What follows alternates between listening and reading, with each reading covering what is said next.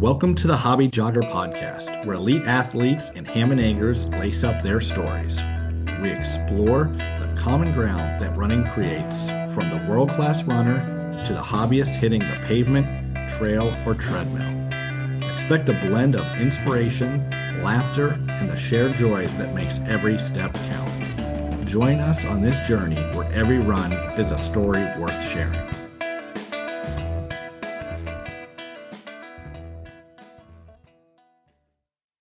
Welcome to this week's episode of The Hobby Jogger. I am once again joined by my co-host with the most, Mr. Rob Myers. Rob, how are you? I'm doing well. Yeah, I just got off a flight from Vegas. My second home these days.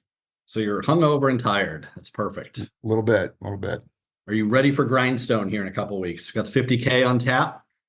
Define ready, but I'll be there, and I will try to cross the finish line. Not a guarantee. Hopefully no hurricane this year, although there is one coming up, but we shall see. We got an awesome guest. Well, we actually have two guests on this week. A team, I guess we could say. DJ Fox and Joshua Ried. DJ just completed the fastest known time on the Colorado Trail, where he bested Michael McKnight's previous best of 7 days, 13 hours, and 16 minutes. This trail, which stretches from Durango to Denver, Colorado, is 490 miles with over 86,000 feet of elevation gain throughout.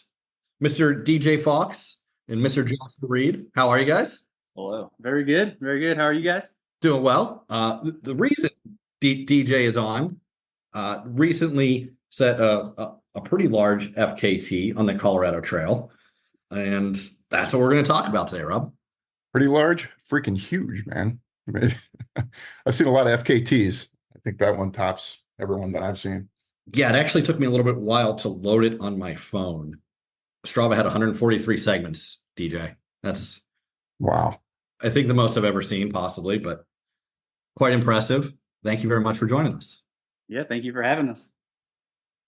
Joshua, thanks for joining us. You were the crew, correct?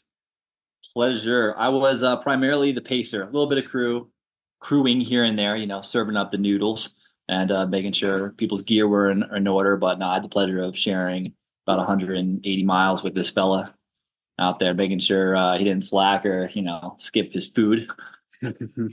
Go off course, lots of duties entailed with pacing there. Yeah. And Josh put up some serious numbers with me.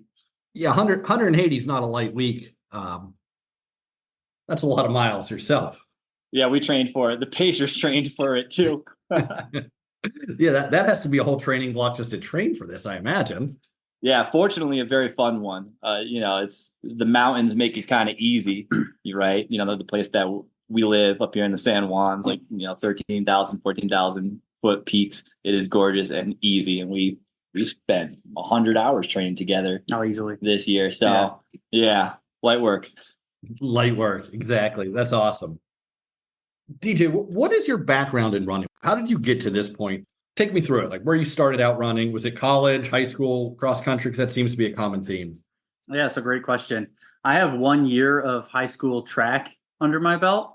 I think I was like a sophomore. I ran 100-meter dash and did high jump. Not very fast, couldn't jump real high, but just like I went there and I played the game, right? And then I didn't run for a very long time. I actually picked it back up when I was 25 years old after a visit to the hospital. I was diagnosed with diverticulitis in 2017, and I just kept having these like ongoing attacks after I had the first one, where I was in the hospital like once a month for a very long time. And then I finally elected to have a surgery in February of 2018, where they cut out almost like a foot of my large intestines to, try to alleviate me of these diverticulitis attacks. And I was laying in the hospital bed. My buddy sends me, I'm like scrolling through Instagram, and he sends me a link to Cameron Haynes's page. And I was like, oh my God, 200 miles? Like, that's crazy. I didn't know anybody. Like I didn't even know the world of ultra at all at that point, right? Like not even hundreds, let alone 200s. And I was like, well, that seems really cool. I was like 200 pounds, like powerlifting and bodybuilding at one point. And after getting sick, I lost a ton of weight. I came out of the hospital that year after, much closer to 150 pounds. And I had thought, I just spent like a decade trying to put all that weight on, and I don't know if that's what I want to do again. Just eating a lot and just lifting a bunch of heavy weights. So it was like my opportunity to pivot, and I took it. So I've been after this for about 7 years now. Basically head down, nose to the grindstone, really working at it. Yeah, I mean, this isn't just something that happens, on a whim. Like you don't run this far in this many days over this much time, just, out as I do, amble about, right, Rob? Oh yeah. I mean, it's one thing to not train and go out and run, a half marathon and then just ache for a day or two. But I mean, that's some serious miles. I can just imagine how long it took to plan that out. Oh yeah, this has been a 1.5-year project. I tried it for the first time last year at the end of September, and we made it about 420 miles in before I had to pull the plug and hopped in the back of an ambulance and make my way to the hospital with pneumonia. That's what ended up taking me off of the trail last year, but kind of obsessed about it ever since. I gave myself like 4 months to prep last year, and then the entire year this year leading into it, I didn't really care about anything else. I raced twice, and they were just kind of like, just little tune-up events, and everything was, blinders on with this in mind. I didn't know you had the other attempt, and we'll get into the course in a little bit because that's something I'm pretty interested in hearing about. But when I saw that you did this, and now that I know that you didn't finish because of pneumonia, and that's a hard thing to mitigate pneumonia. Like, did you move back the start time purposely due to that? Was there any kind of timeline changes? Yeah, so I did it a month earlier this year than I did last year. Last year, I went the last week of September. This year, I went the last week of August. So a couple of things helped make that change, right? And I would say the first one was into the last week of last year, there was snow on the forecast. Like I never got snowed on. I was super lucky with the weather. I didn't even get rained on the whole attempt last year. But even the week leading in, I was just having dreams where the whole thing was covered in snow and I lost my chains, right? And that was just like anxiety building, like before going in, which was unnecessary. Also, it was basically the equinox that I went on. So I was 12 hours a day, 12 hours of dark. And that was challenging. So this year I ended up with a little over 13 hours of daylight and a little over, 11 hours of darkness. But I mean, over the course of 7 days, now I get an extra 7 hours of light on the entire thing.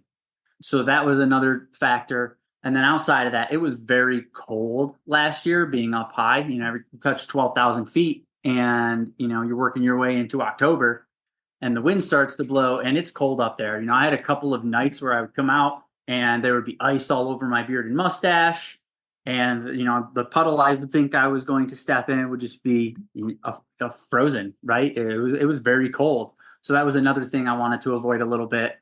Those are the main catalysts to make the change to go a little bit earlier this year.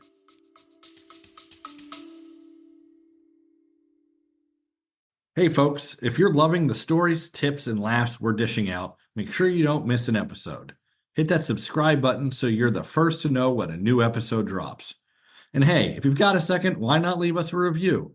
Your feedback helps us improve and keeps this running community growing.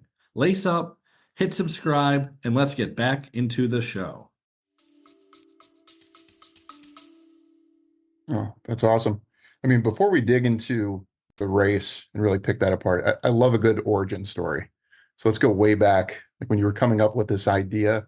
I mean, it's one thing to hear about, runners that go from a 5K to a 10K to a half marathon to a full marathon to 50K and dip their toe in the ultra world. Like, go back to the idea. Like, where were you at? Were you already running, 100Ks and 100 milers before you came up with this idea? Yeah, I had a sales job when I got the bout of diverticulitis. I came out of the hospital. I still worked the sales job a little bit, but I started to run. and push that a little bit further and further. And then, you know, at one point I'm in the car and I'm like, man, this is not helping me. You know, like I was driving around door to door sales for an industrial hose company. I'm like just sitting here, every limb in my body is bent at 90 degrees. I've been in this car for 6 hours. This is not helping me do the thing I actually want to do. So I got my personal training certificate. I quit that sales job and I got a job in one of the local gyms, doing personal training and group classes. Yeah, I did that for a couple of years while Josh was training me.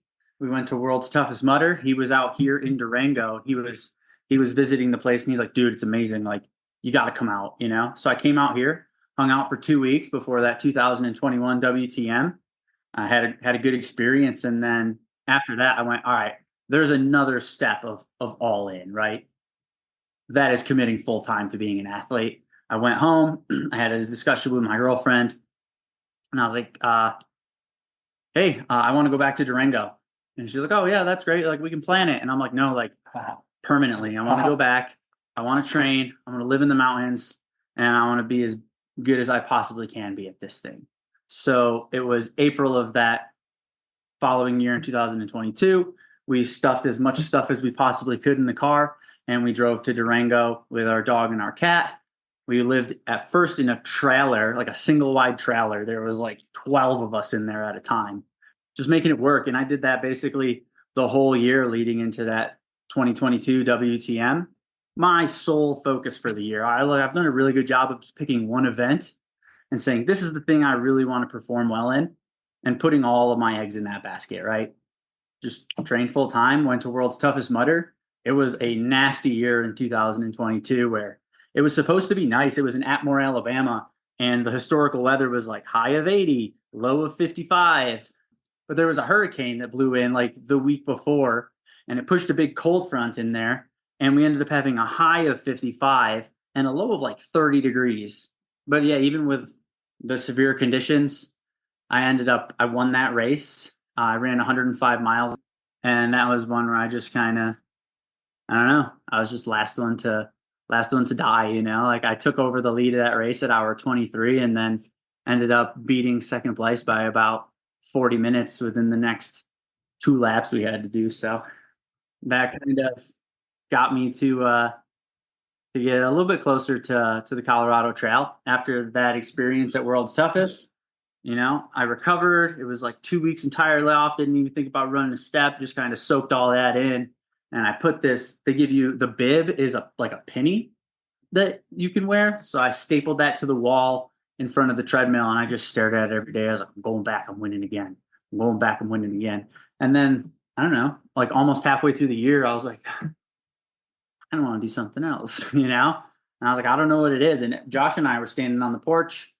We lived 2 miles from the Colorado Trail at that point. And I had talked about it a bunch and always talked about these long trails. And he goes, why don't you do the CT? And I went, you're right. Let's do yeah, just immediately. Yeah, you're right. Let's do the Colorado Trail. And that was like June or July. And we went after it at the end of September for the first time. So jumped from that like 24-hour event where I ran 105 miles both years, like ran, crawled, swam, swung from monkey bars, all that fun stuff. And then, yeah, bumped it up to about 500, skipped a lot of stuff in between. I've never run like an official 100-miler. I've never run a 200. This one called to me. It felt good in my heart and soul, and we went after it. And then it became this obsession of a project for the next, 16 months, 18 months. That's really cool. Like, and I know how tough some of the obstacle course stuff is because we have a guy who runs a gym down here in the valley that guy's a monster. He's a beast of a dude, and he runs this stuff and tells us how difficult it is. And yeah, nothing that's within my range of things to do, but yeah, much respect for that crowd.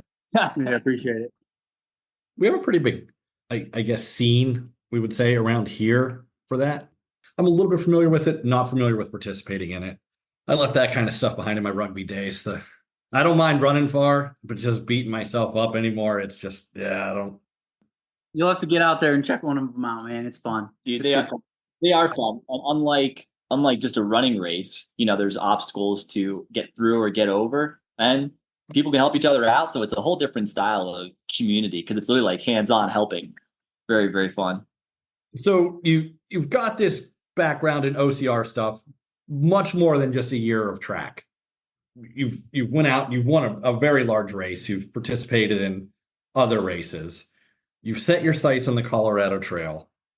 What does training look like for a 7-day FKT? Like I can tell you how people train and train well for 100-mile races. I can, go over that and what's involved. I'm sure time on feet's very important, I imagine. But how do you train? Like, what's the basic training schedule look like when you start out on this endeavor? That's also a great question, right? Because there's no blueprint for any of this. You don't have a pre-fabbed training plan on how to run 500 miles on the internet. ChatGPT is not going to spit me out oh, you want to run the Colorado Trail in under 8 days? Here's what you should do. There's not going to be any info for me to get. Yeah, there's no couch to 7-day plan. No, not yet. Not yet. It's on its way. I'll figure it out and I'll release it. But yeah, I mean, I think you hit the nail on the head when you said you're sure time on feet is important. I think that is probably the most important aspect of this. I think at the end of it all, I averaged just under 3 miles an hour over the course of the entire thing, right? And that's including every stop I made, every shoe change, every time I sat and ate, all the sleeps, right? And that really digs into the time. But yeah, it's just about being out there. The Colorado Trail is at high altitude. It averages 10,300 feet over the course of the entire 485 miles. You hit a high point of 13,200 feet. So you need to be acclimated to altitude as well. So, I mean, in a nutshell, I just did a ton of miles, almost all of it very easy moving, and specificity, right? I lived with a pair of hiking poles in my hands. I got out into the San Juans all the time, and I was just looking for miles and vert the entire year. I mean, I built up, right? So early in the year, let's say I was doing 80-mile weeks with 18,000 feet in them. And I did a 4 to 5 week block of that. I'd have a big old down week and I'd come back and I pushed it a little bit further. I was doing 100-mile weeks with 20,000 feet of climbing. And that was probably like another 4 to 5 week push. I then raced a 50-miler and started to come back up where I jumped back into hundreds, looking for 100-mile weeks with about 20,000 feet of climbing. I strung about 4 of those together. I was looking for a 5th. And at the end of that 4th week, I actually got hit by a camper while I was on my bike, just going from the trailhead back to camp. Josh and I had went and did Columbine Lake out here in the San Juans. And we started coming back down the road, and it's like a mountain pass road, right? So 2 lanes, double yellow line, very windy, no guardrail, huge drop off. And some dude in a truck towing a camper tried to pass me as he went around an S-curve and sideswiped me with the camper, dumped me on my bike. And luckily there was like a small pull off where I ended up putting my body instead of over the cliff there. But yeah, that took a hit of training, I guess. I got super lucky. I was doing 40 miles an hour on the bike. I was all wadded up like a bunch of road rash, but I only ended up with 5 stitches and a ton of like abrasion on my skin. The helmet saved me. That landed on the back, split it down the sides. Yeah, but took some time off due to that. I think it was literally like I was super lucky, and I had 4 days entirely off of training after that. But that was it. And then I came back and I like jogged 2 or 3 miles at like 13-minute pace. And then I got back into hiking and I was able to jump back in, had a nice big week. That following week, I ended up doing 138 miles with like 25,000 feet of climbing. Just easing back into things. Easing back into things. So this is a week after you got hit? Yeah. Okay. At least you took a week off. I know you're kind of human, at least. Yeah, took a down week after that, and then finished my last 5-week block, averaging about 118 miles with 25 to 28,000 feet of climbing. With one big week, Josh and I went and backpacked the Hard Rock course. So we did that over the course of 5 days with a really easy front day and a really easy last day. So we covered 100, just over 100 miles, 33,000 feet of climbing, all carrying like a 30-pound backpack. That capped off my training. I had a 3-week taper, and we got after it. So yeah, it was just spent up.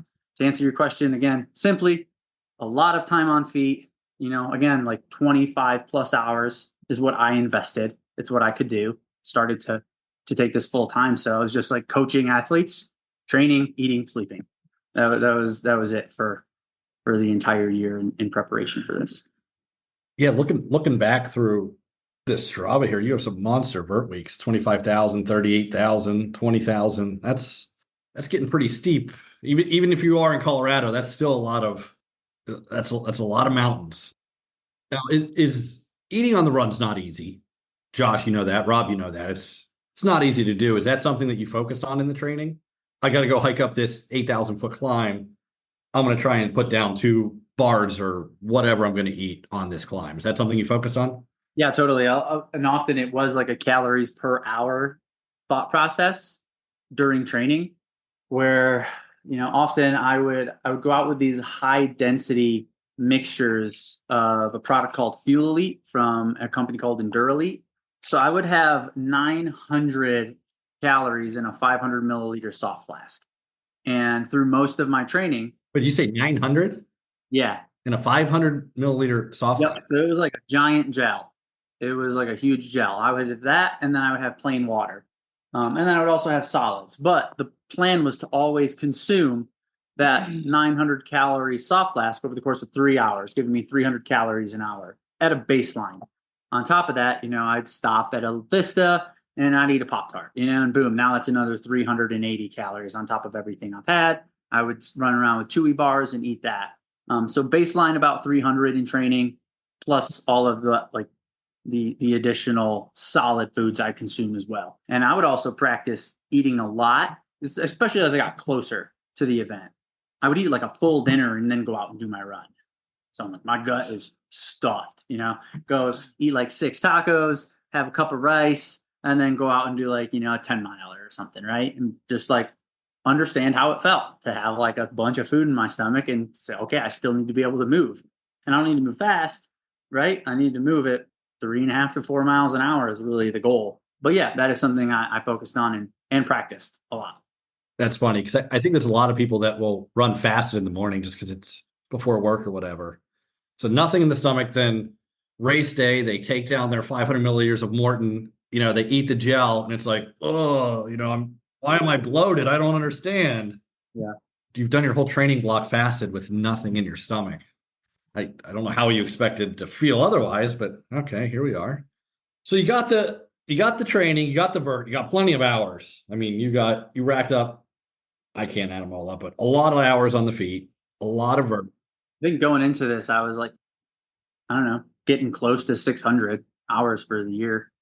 Yeah, it was funny when I looked at your Strava, I was like, oh, he must not be active on Strava because you have just one little peak and then it looks just dead flat. Yeah, it looks flat, totally. The dead flat is 120 miles. Yeah. Man.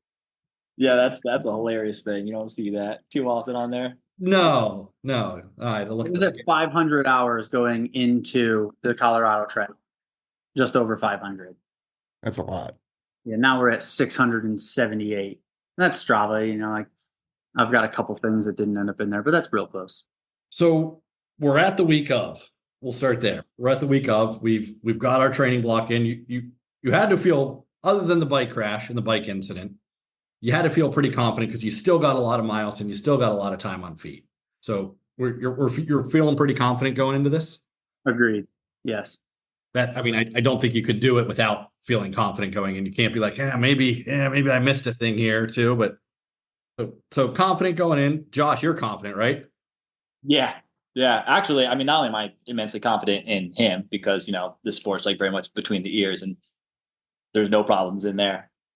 But I also maybe 4 weeks prior to this, I actually went out and did 200 miles on the John Muir Trail with a 40-pound pack. One for myself, just for my brain. It's nice to kind of get away from things for a week. But also I was thinking okay, if this goes really well, then I'm not going to have any issues pacing for him. So I had a couple things in mind. But yeah, I was immensely confident after that.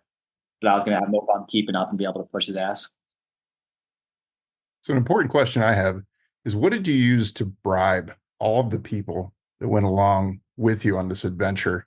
Like, I'm looking at the number of folks in your crew, the number of pacers. I mean, there's got to be what, 12, 13, 14, 15-ish people. I mean, that's a lot. That's probably pretty close. I think including me, there was 9 of us that started. There was a couple of folks who jumped in. I had 2 friends in Salida, then a friend jumping at Mount Massive, a friend jumping at Copper, Skansky there at the end. Yeah. So yeah, 14 people all in all, I believe. It's good to have that many friends. So training's dialed in, nutrition's dialed in. You got the full support crew. You're ready to go. One group is good. Totally. And to answer your question, they're just great friends. I got a lot of IOUs to give out right now. So Yeah. That is one thing when you get a crew, you got some bottles of whiskey to buy or presents for the girlfriend. So we'll see what everybody wants, in due time. So I certainly have been there. Yeah. It's it is great to have friends that'll help you out. And oh, totally. I mean, for a week, right? I'm like, hey, you want to take a week off of work and come and, spend summer camp with me in the Colorado Trail and make sure I make it to the end. Your main priority is feeding me and just making sure I stay alive. It's going to be a great time. There's going to be other people there. You can trauma bond together. yeah, this isn't just, trading a couple water bottles at a 50K loop race here. This is a lot of driving, I imagine. A lot of driving. Yeah, right at the beginning, we actually had a road closure to get into the second crew stop we had planned. It's called Hotel Draw. And from Durango, you should be able to drive up to Purgatory, which is about 20 miles north of town, and then another like 20-ish miles in to get to this aid. So they closed that Forest Service road behind Purgatory. So at the very beginning, our crew had to drive from Durango all the way around this mountain range to a small town called Dolores. So it took their like 40-minute drive and turned it into like a 3-hour one-way. Yeah. And then the bridge just north of that was then closed. So they couldn't carry on in that direction. They actually had to turn the whole thing around and come all the way back through Durango. So to see me and help me for like 10 minutes, they were in the car for about 6 hours at the start and before they even had to go to the second spot. That said, what day was it that we all had a meeting here? What was the final meeting? So we took off on Saturday, and I believe that meeting was Thursday. Okay. Yeah. Yeah. So he basically, had we had the spreadsheets out. We had most of the people here that were part of the crew and the Pacers, and just went through everything, made sure everyone was on the same page, went through the gear, played out some different scenarios, and just made sure everyone had clarity with what was about to happen. A lot of logistics, a lot of preparation went into this. That could probably be a full episode, just the logistics of people traveling around, like where they're sleeping, how they're sleeping, who's getting paced where and what. And yeah, that's a ton. So let's move into like the week of. Is there anything that you do to prepare like the for a couple days out? Because I know you're tapering just like a race here, I imagine. Again, this is all brand new to me. I have no idea what it takes to do 7 days in a row. So yeah, I went and slept at Little Mollis Lake. So I was up sleeping at like 10,800 feet for 10 nights just to acclimate. Not training a whole lot. Second week of taper. I got back home 5 days before I left. And it's nothing. In that last week, I think I ran 5 miles before I took off. So 7 days out, I made sure I got my last like decent downhill session in just to maintain durability in the legs and get one last like good pounding in the quads, really, just to help ensure that I wasn't going to get sore in the middle of this thing from doing all that climbing and descending. And my main priority was to get to the start line healthy in a good state of mind. makes sense. I mean, seems pretty reasonable.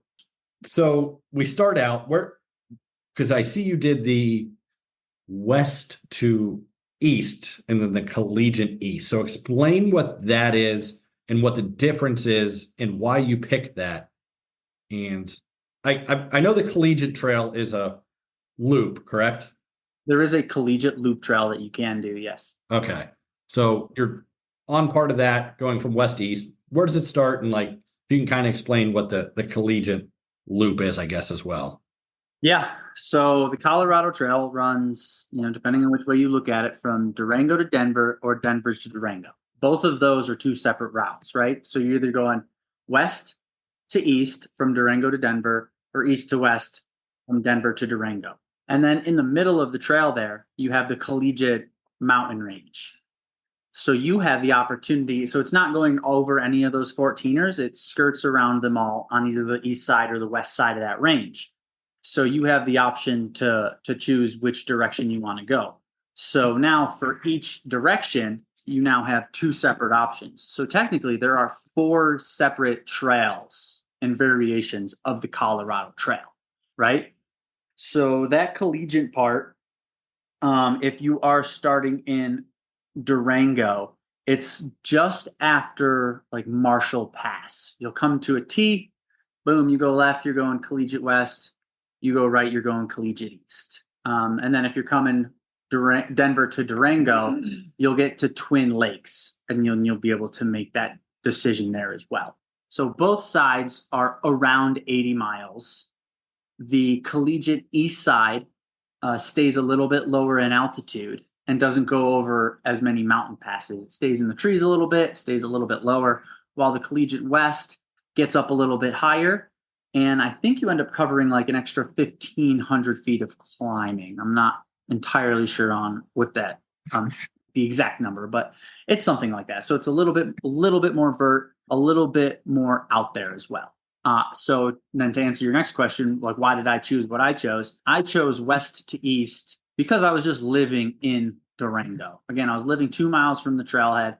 I would basically run to the Colorado Trail and do some miles on it all the time, a couple times a week. And for a lot of just like my easy recovery shakeout runs, I would just run to the trailhead and back on the road. So I was seeing it over and over and over and over and over again. It's something I was thinking about. So I'm like, man, it would be really cool to just keep going, and just, run from home into the unknown, end up in Denver, that would be amazing. Yeah. So, and then when I decided I was going to actually go after the CT, last year I just looked at the overall time for the fastest time, right? And it was Mike McKnight's route, west to east, collegiate east. So that's why I attempted that last year. And then coming back again this year, I had experience on it. We didn't finish, right? We got about 420 miles in 2023. And some of my crew members came back. So we knew a lot of the logistics about where we were going, how to navigate these things, what vehicles were needed, what kind of capability, right? Like, hey, do we need one of the trucks here? Can we get the bus into this location and whatnot? So we were much more familiar with the route. And it was basically like, hey, let's run it again and let's actually go do something special this time. Got it. So that makes a lot of sense why you chose it and what is when I first looked at it on the map on fastestknowntime.com, I was definitely confused, but because there's just a loop in the middle of it, but that makes sense that where you veer off to either way, the west or the east, and which one is, like you said, you kind of stay down towards the valley, I guess, a little bit more on the east versus the west, a little bit more climbing. You're still doing a ton of climbing either way. So we get into it. We're on the trail. The first day, how does the first day go? The first day went pretty great, honestly. Moving really well, feeling really well, fueling quite well. We started to get like a little bit of weather on the first day. We started out, it was overcast. It was actually really nice. And we get to the first cruise stop at Kennebec, which is 21-ish miles in. And then you go up and over what's called Indian Ridge. And when we got on Indian Ridge, I find that we got our first little bit of rain. So I was getting some wind and getting sprinkled on, had to put on the raincoat for the first time. And that was on and off for basically the rest of the daylight hours. And then I started with another pacer at Hotel Draw. It was light, but it got dark in the middle of that section. And I would say, shortly after it got dark, it started to rain pretty good. We were getting hit with like real rain, no longer this little light sprinkles. So the rain jacket went on, the rain pants went on, The puffy was on under all of that just to like stay warm because, you know, I mean, we're getting up high, it's getting dark, it's getting cold, the wind's blowing, the weather's starting to roll in. When we were going up and over Bowl and Pass, we had about 5 feet of visibility for that whole climb and that whole descent, running all the way into Bolum Lake, where it finally started to clear up. But yeah, I mean, literally, like, headlamp was like almost a challenge to use, and I was lucky I had a waist light on. So it was almost worked like a fog light, right, where you can kind of see under a little bit, and footing's actually still pretty good, and you don't have this huge beam going through this thick, dense fog because you couldn't see anything. I remember looking at my pacer at the time, like, well, something kind of beautiful about not knowing when this climb is going to end, right? Like, it just ends when it ends. So just kind of keep trudging along. Yeah. And then rain was on and off for the rest of the night.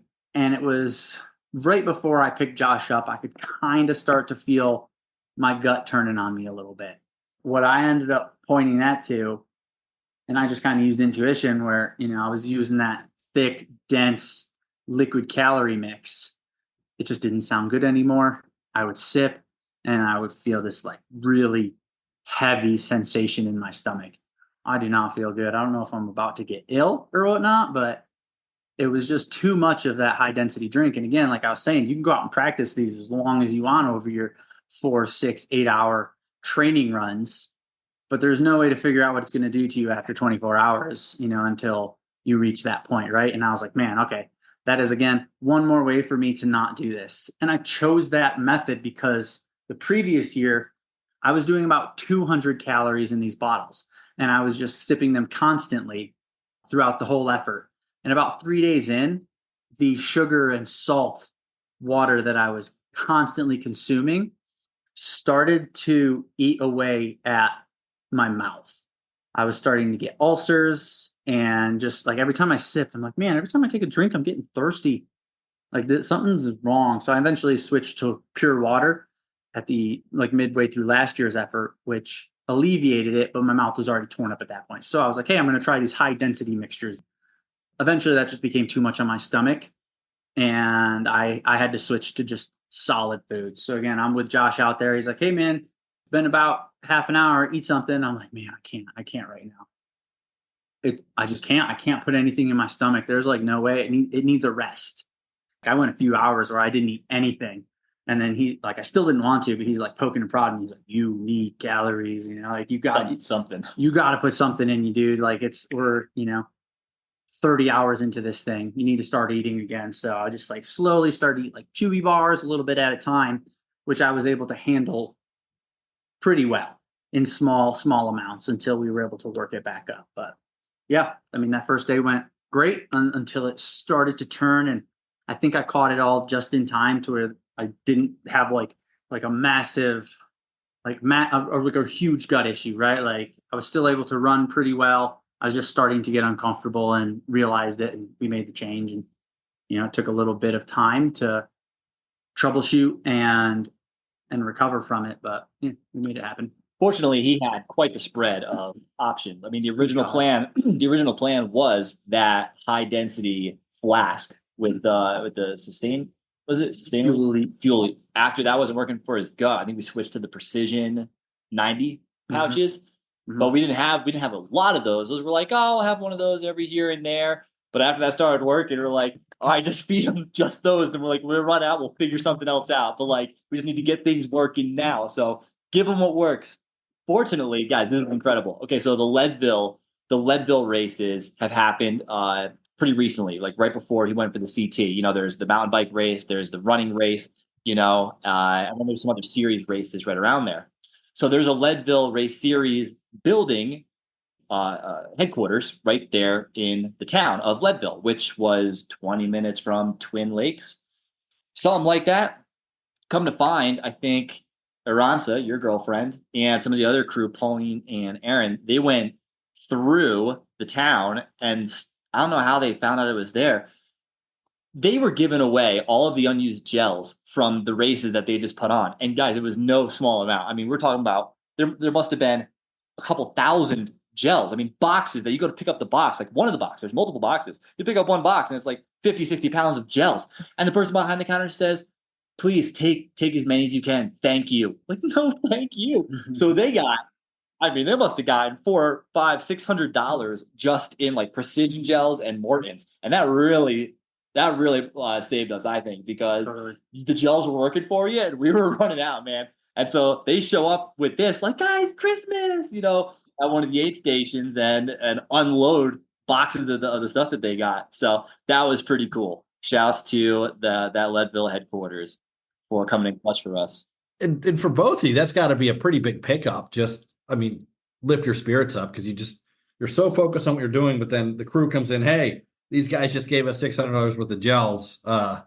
Good day for us out here in the wilderness. What are the chances, man? That's amazing. That'll save the day. So you're back up. You're now restocked on the Precision 90s. So that's good. When did you jump in, Josh? What mile marker? Golly, I 73. don't have it written down directly in front of me, but we did 73 to like 130, Yeah, something like that. Yeah. Yeah, and then I hopped in again, like maybe around 180 or something, 170, 180 to like 220. Yep. I remember we passed a 200. Yeah. Someone like put 200 with rocks. Oh, yeah. Or something on the dirt. So I can't remember the precise sections, but I did like a 50 miler in the San Juans. That was very fun. The weather. Mm-hmm. So that's the highest part of that's the highest section of the CT, right? Yeah. Yeah. We hit the high point there, 13.2. Yeah. So again, picked up Josh at Little Mollis Lake. That was, I think, like mile marker 73. And at that point, we get to bomb down a nice hill. We get to touch just under 9 for the first time in a very long time, and for the last time for a very long time as well. And then after that, we climb up to Stony Pass, and we touch just a little over 12, and we link up with the Continental Divide. The whole time we're like, oh man, the sun will be out any second. The sun will be out any second, And it's just like teasing us where there would be like this small gap in a cloud and the sun would just roll right through. And I'm like, come on, man. I haven't seen it since we started. I would really love a little sunshine on my face. Get up to the top. It does that the whole way. We work our way across this high plateau, like just above 12, get to Stony Pass. And while we're on our way there, all of a sudden, he's like, I'm going to run ahead because that was the plan the whole time. I'm going to run ahead. I'll get the pacer bag ready for you so you can get in, get out, and we'll keep moving. Just before he takes off, I'm like, hey, man, like my Achilles is starting to tighten up on me a little bit. I don't really know what to do, but we'll just get to the next crew and we'll figure it out there. By the time I get there, I'm like in excruciating pain. It's starting to swell on me. And this happened like snap of a finger all of a sudden. I'm like, oh, geez. So now I'm like, oh, this isn't good. I've still got 400 miles to go, and my Achilles is starting to blow up on me. I don't know what to do with this. I get there, crew's like massaging it, putting CBD cream on it, elevating it. I think I ended up taking like a 10 or 15 minute nap there. Like, hey, let's just chill out. Let's try to bring things down and get back to it. I wake up from that nap, still in terrible pain. I'm like, oh, shit. Well, and I think I talked to Josh like within the first like half a mile of the next section. And I'm like, well, like you got to make decisions out here, right? And you got to make them quick. And we're just going to move forward. And if this thing's going to stop me, it'll find a way. And, if not, we'll work through it the whole time, right? So I just trudge along on that thing. I think shortly after, he's like, oh, man, I wouldn't even know you had a problem anymore. Aside from the fact that like we got to the next one, he told the next pacer, he's like, man, he grunted literally every time. Yeah. Every time he stepped on that foot. Because it was painful. But again, I'm like, we'll figure it out or we won't, but we're going to try, like you never quit here. You quit at the next aid station, right? Like I'll get to the next crew spot and we'll figure it out there, right? So we get up past Stony Pass. We're on our way to Carson. And now the storms are starting to roll in. And again, we're well up above 12,000 feet. We are very, very much exposed, like 2 lightning rods standing up on the top of this high point. And there's like thunder cracking around us. There's high winds. The crew told us after, we were dealing with like some 45 mile per hour gusts. At one point, Josh looks at me, the wind's blowing at us super hard. He's like, have you ever been skydiving? I'm like, no. He's like, this is just what it's like where you have to turn your face to breathe. I'm like, oh, great. All right, cool. Check that off the list. Yeah, working our way through and we're just watching the storms roll around us. And I kind of look at him like, how do you feel about this? And he's like, well, not great. And I'm like, yeah, me either. So then it got right over us. And we're like, oh, shit, man. Like, it's right on us. Fortunately, that one wasn't bolting too hard. It was like cloud lightning, not cloud to ground bolts, but still it was loud. It was right on us. And every time the thunder would crackle right on top of us, we'd start like running a little faster. So not ideal for energy conservation. I kept thinking, be like, Mother Nature, like, we respect you. Come on, like, we're cool. Like, we'll get off. Like, sorry, we're not trying to test you. It's like, be cool. But still, like, thunder would crack and we would run faster and faster. So not super ideal. And then we got up to, was it Carson Pass? Carson Saddle. Saddle. Yeah. Luckily, we had a truck up there. So glad, because number one, it was freezing cold. Like the wind chill, we were wet. The wind was coming through. It was friggin' cold. And they had us sit in the truck. Another storm was rolling in, and we're watching in the distance, like watching its direction, and it's headed straight towards the high point of the entire route, like literally headed right there. And guys, it was lightning bolts like I've never seen before. They were friggin' awesome. Not ideal that you have to go out in it, but to observe, super cool. And the lightning bolts are getting closer and closer, and eventually striking the mountain that we have to go over. So we're like, we're gonna wait that one out, because that's really asking for it. So that one finally passed, and as soon as we got like a tiny window, our friend had what's it called, not Starlink. I just want to say, Skynet or whatever, Terminator. But he was checking the weather, and he's like, looks like you got an hour before the next storm rolls in. So as soon as that one was out of there, we booked it over the pass, and when we got up to that plateau, then you could see the next storm building in the distance. And like, oh man, there's the next one. Fortunately, that one kind of skirted us.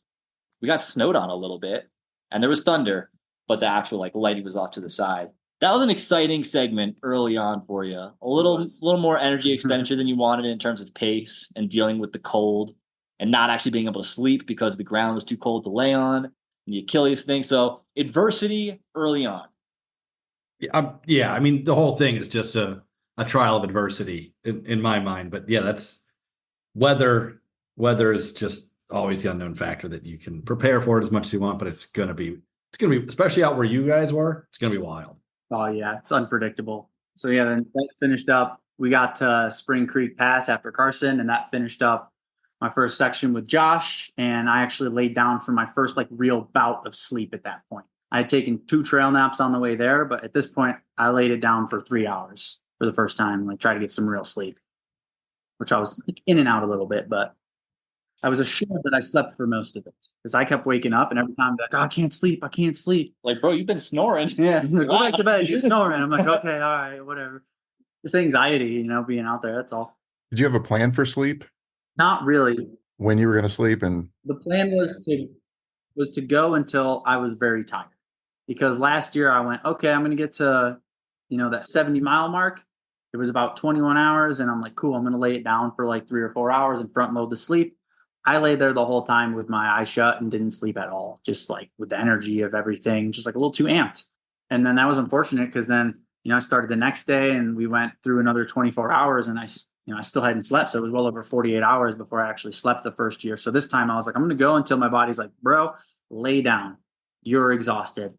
So, by the time we were 135 miles in, it was about time. So that was the first snap. And then outside of that, I kind of left it in the hands of the crew, where it's like, hey, we got to cover, X amount of miles during the day. And then, yeah, we'll have like real sleeps when I get to a crew stop. And we ended up settling on about 2 hours at a time after that, which actually was pretty restorative eventually.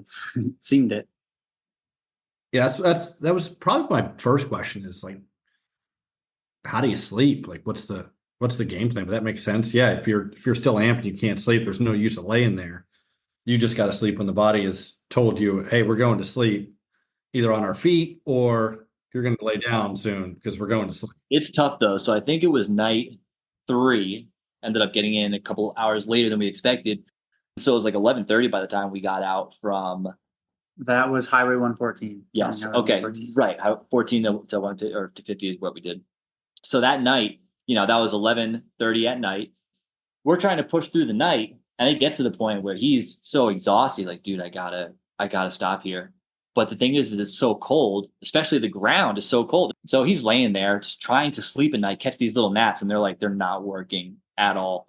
I think it was after that we kind of made the call that, like, okay, try to rest at a vehicle at night.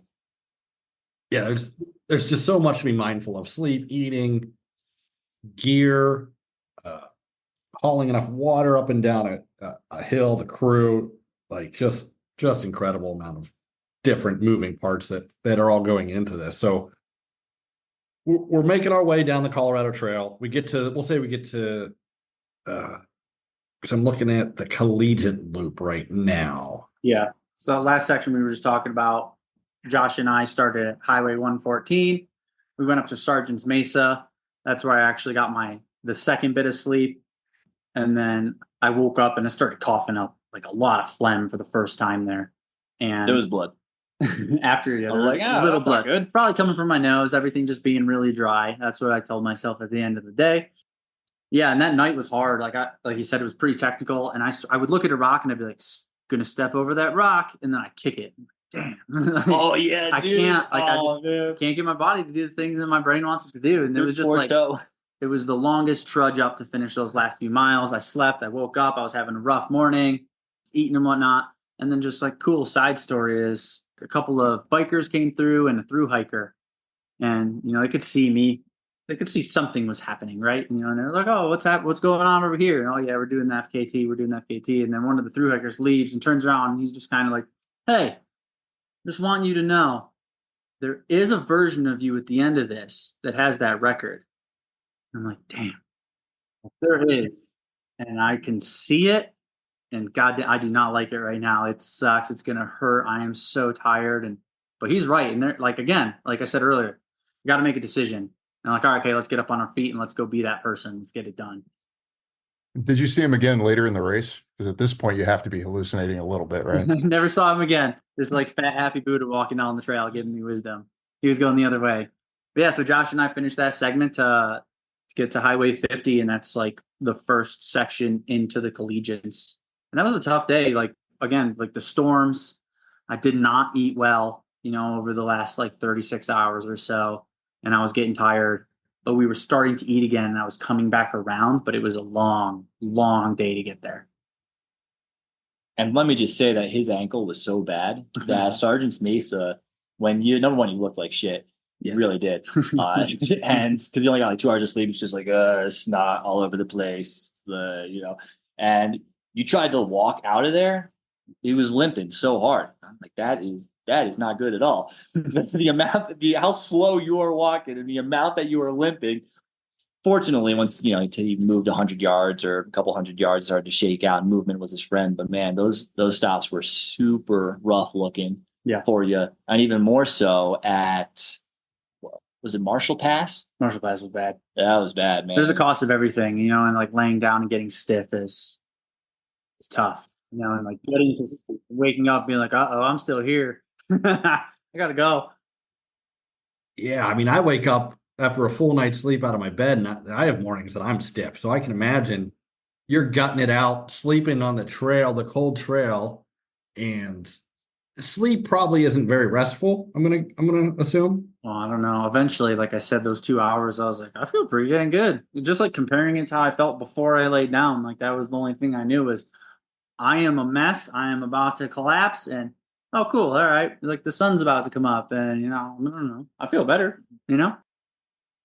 That's you would know much better than me. I just I'm just imagining things. I'll never be in that situation. So Well, Casey, you and I are old, so we'd need like 8 or 9 hours. Like two wouldn't cut it. But it's like a bell curve, because I look at like my 80-something-year-old father. He gets 4 hours and he's great, man. I look at all these old timers that are up, like 3 or 4 a.m. and they're spry, man. So don't worry, it's gonna come back around for us, I think. I can't wait. Yeah. But just talking about Marshall Pass, that seemed like a pretty big threshold point where like lots of adversity, things kind of sucked, ankle was pretty bad. But I feel like we had a great section after that. And then it's like I felt like your mentality after that was more like, oh no, we're fucking getting there. We're going there. Like we're going. Yeah, I agreed. Yeah, it was a doubt tipping point. Yeah. It's like doubt went away, confidence came in more. Yep. I would say like there is like a pretty definable moment there too. Josh was getting the pacer bag ready at Marshall, and I was like, I'm just gonna start walking, guys. Let me just go. And I was walking out, and my girlfriend was following me a little bit, and like she's like, okay, bye. I'll see you in 10 hours or whatever. And I was like, all right, see ya. And then I like turned around and I was like, can I have a hug? You know, and she like runs up, she's like, oh yeah. And I just like, I just sat on her shoulder and I just like cried. I like bawled and sobbed for what felt like an eternity. It was probably like a good 60 seconds. But, you know, I let go and I was like, I'm going to go do this. It is what it is. Again, just like one of those decisions where it's like, you have to just, I was in a mental funk. I wasn't feeling great, but like more than anything, like I was mentally falling out of it, you know? And I just looked at her and I was like, I'm going to go do this, you know, like I'll see you later. Right. Like big hug, big kiss. And I just turned around. I started actually like hiking pretty good again, came around a corner, saw them through the woods, like hooted and hollered and was like, all right, I'm getting after it. And I just started trudging again. And I remember at one point on that, and I was like, oh man, did I take a wrong turn? Because normally Josh reeled me in by now, you know, and he comes up, he's like, he's like, dude, you're moving great all of a sudden. And I'm like, yeah, bro, we're going to get this thing, you know, and like we had a good moment. And I was like, yeah, I just decided it's time to start working again. So We get over the mental hurdle because there's always going to be a low point in that I've found in any of these endurance things. You're always going to hit the crash to the bottom mentally. We've picked ourselves back up off the mat. We start getting, I don't want to call it the end because the end is a very long time. we are almost halfway. Yeah.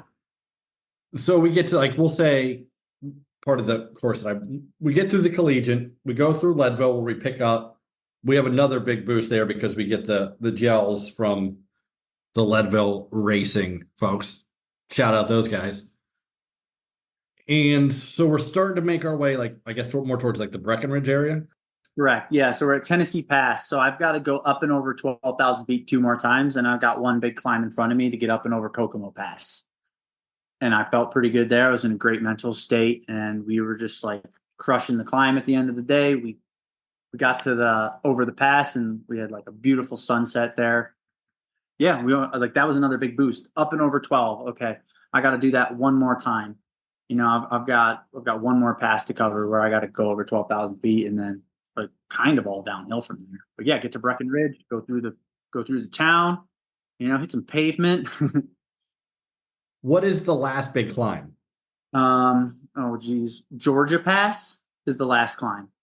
Okay. Where is that located? That's like right before Kenosha Pass. I want to say like at mile like 90-ish, 100. Coming the other, so 90 left. Correct. Okay. And I mean, I know downhill running's not really any easier than uphill running, but it still has to be a big moment when you get to that last 12,000 foot. Oh yeah. I still had downhill legs in me. That was the saving grace at the end of the day, is I could still go downhill. I was moving all right uphill, but like I could still run and jog the downs pretty well. My hamstrings were starting to kind of go on me a little bit, but the quads were ready to take a beating for the last whatever we had to do. Yeah, we got into Copper and we had one of our pacers actually ended up having to drop there, just like wasn't ready to handle the last climb out of Copper Mountain with me. So I had a friend, Marshall, drive down from Denver like last second. He probably got to the trailhead like within an hour before me. So he was like just in time. And then we got through that section. And again, like sometimes like it's darkest before the dawn, right? And I was having a hard time on like the last like 2 miles with him where it was the same thing where I'm like, I can't stop kicking rocks. I'm going to step over this rock. I swear to God, I'm going to do it. And I would just boot it like a ball. I'm like, oh my God, this is so hard. You know, but like he was great company. We navigated. I think I took like my first little bit of caffeine there, or maybe for the second time, popped like 50 milligrams of caffeine, got through that last like couple miles in the night, and then found my way to Josh, where I took my very last sleep of the effort at Gold Hill before we did our last big push coming out of there. Yeah, it's funny too, man. Like for the crew, because we all had in reach minis, all these devices to track his location. And, you know, like when we had cell service, we were able to check on our phone. So we had some issues with the in reaches, whether it was cloudy skies, being in the trees. They didn't do as well as we were hoping they would. So sometimes the message would get sent saying 2 miles out, and we'd never get it. So really, we're just playing a guessing game based on where it looked like he was on the map. So we're trying to do all these estimations, and, you know, like we're expecting it at 3 a.m. and next thing we know, you're not in until 5. right? So the crew ends up being awake and just like anxious a lot of this time too, waiting. So it was tough for the crew and the sleep. But at Gold Hill, man, we woke up in that morning, like the sunrise had just come up, had some caffeine. It was the best day, dude. It was such a good day. Like, so the trail was finally getting super buffed out. It was really smooth, like rolly single track, so buttery smooth and nice, dude. We ran so much. I'm like, give me your poles. I'm not even letting you have the poles, just making them run. There's just no reason to go any slower. You know, the difference between like 3.5 miles an hour and 4.5 or 5 miles an hour is hours and hours. Yeah, we started at Gold Hill like basically right at 8 a.m. on day 6. Yeah.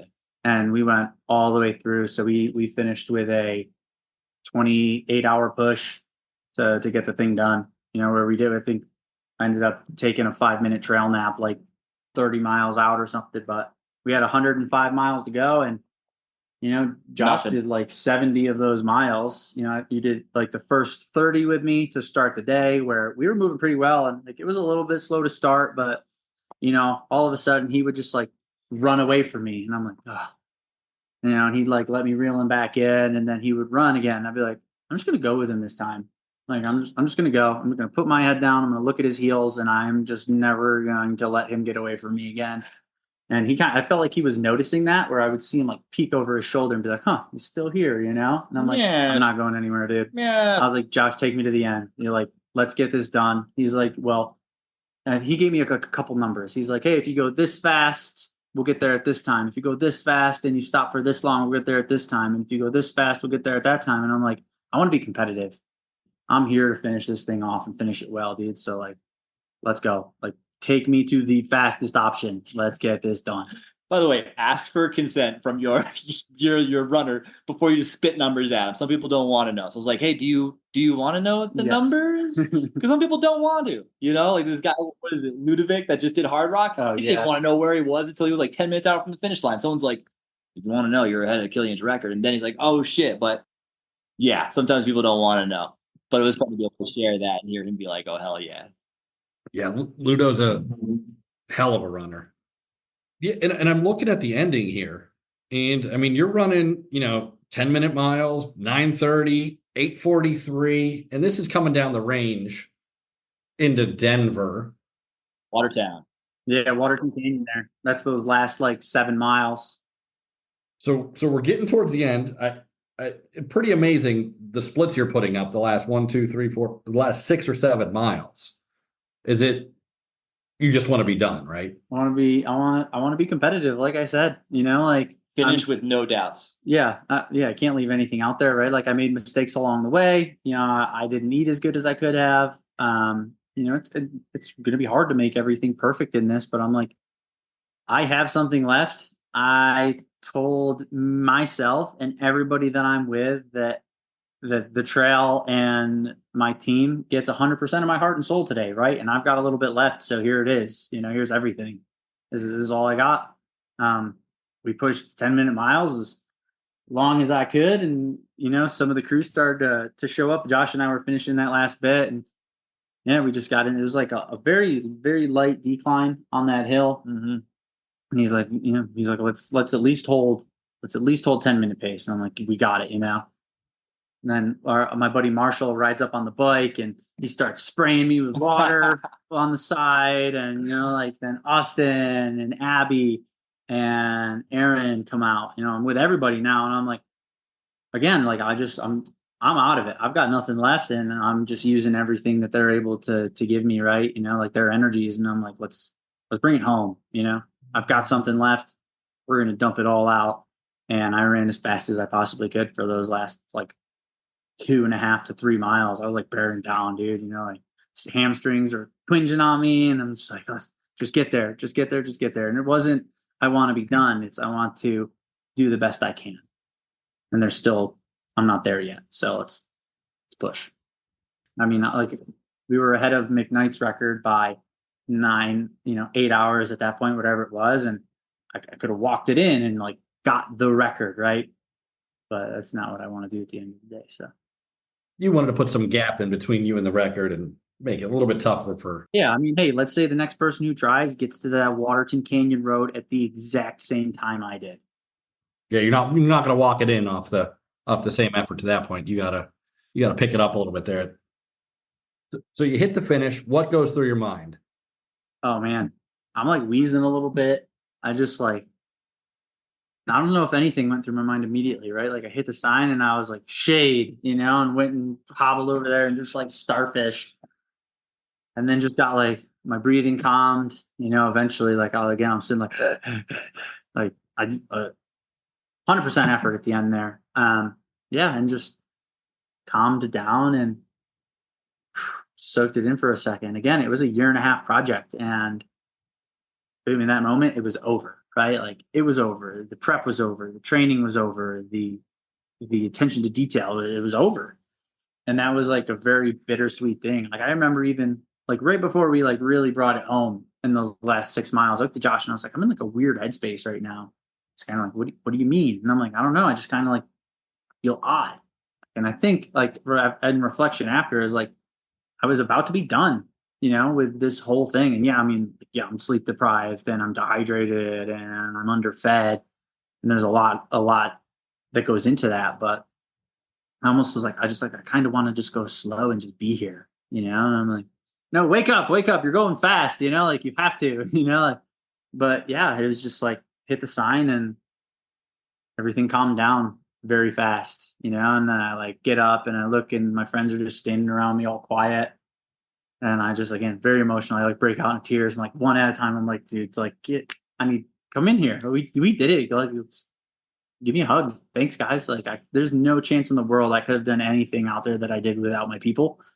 Definitely like the unsung heroes at the end of the day, right? Like, I had to go out there and do the physical exertion part and move my body from Durango to Denver. But there was so much in between there.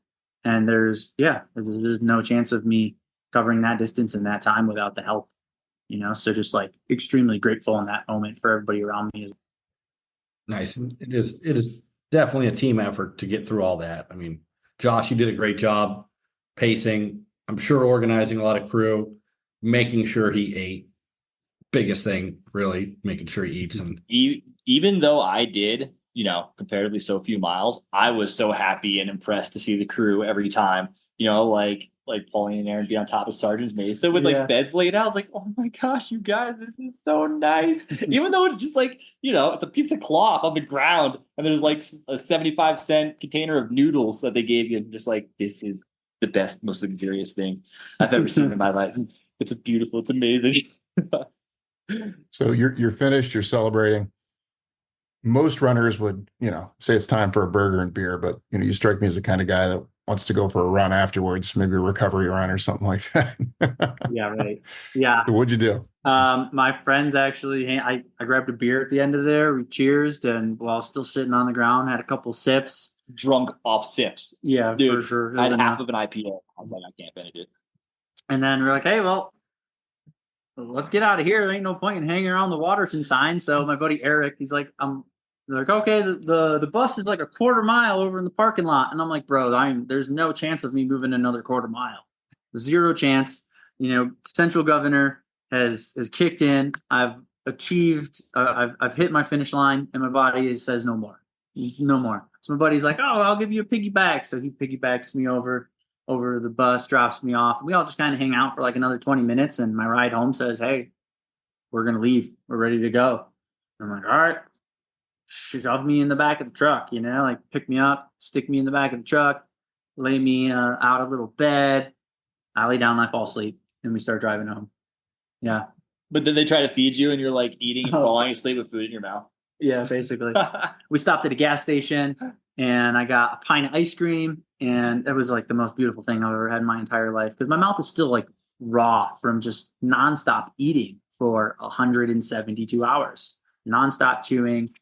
So I just like put the ice cream in my mouth. It's cold, it dissolves, and I'm like, oh my God, this is the most beautiful thing I've ever experienced in my life. Immediately fall back asleep. I wake up, we're pulling into a Wendy's, and I'm like, I want Wendy's.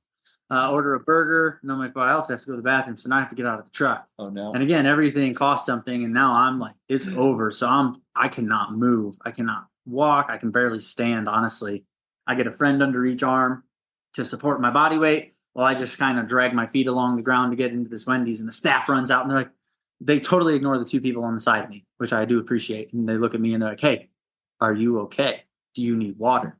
And I'm like, "I don't need water. I'm all right. I did this to myself. These people are helping me. They're not like abducting me or anything."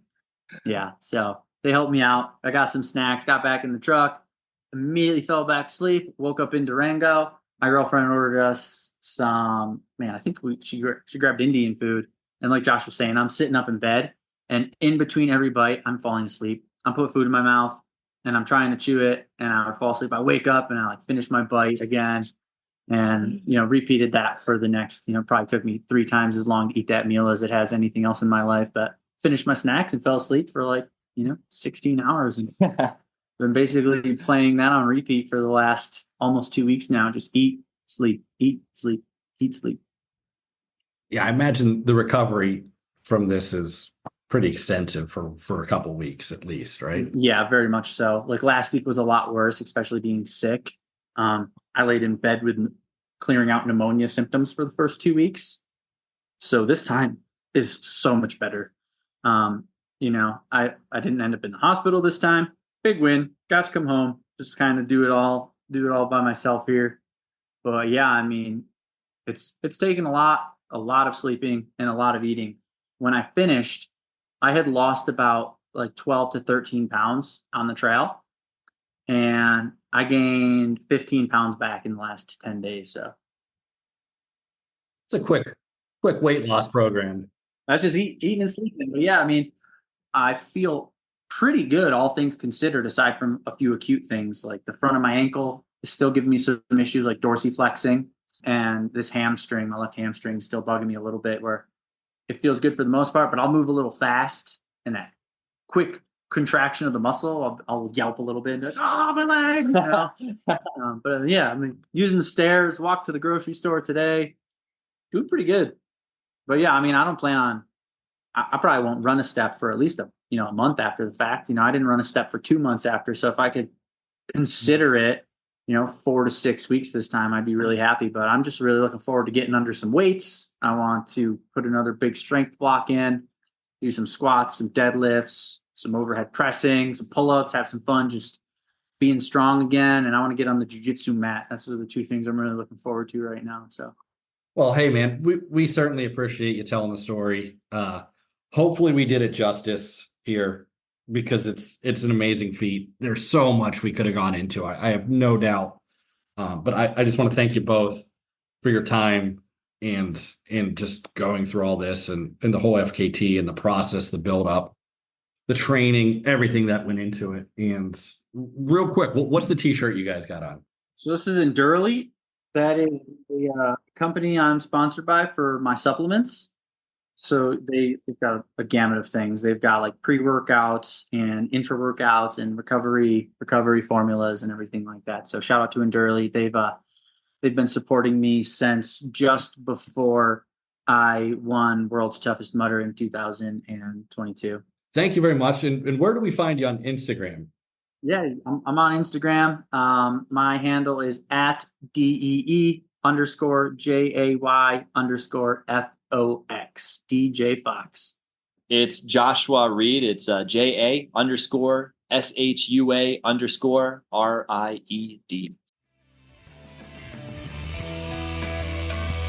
Thanks for tuning in to another episode of The Hobby Job. We hope you've enjoyed our conversation today. And if you liked what you heard, don't forget to subscribe and leave a review on your favorite podcast platform. Your support keeps us moving forward. Until next time, keep those feet moving and enjoy the miles.